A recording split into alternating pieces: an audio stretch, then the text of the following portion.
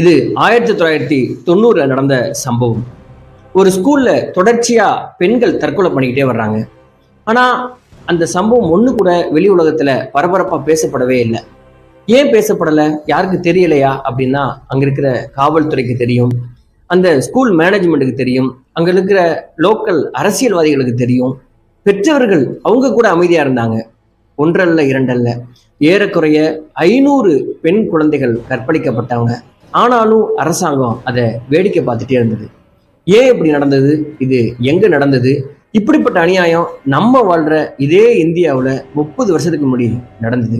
இதை பத்தி படம் கூட சமீபத்தில் வந்தது. இது என்ன கேஸ்? இது எப்படி நடந்தது?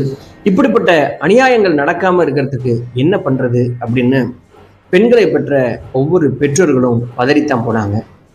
அப்படிப்பட்ட அந்த கேஸ் என்ன அப்படிங்கிறத இந்த வீடியோவில் பார்க்கலாம். இது RS ராஜா.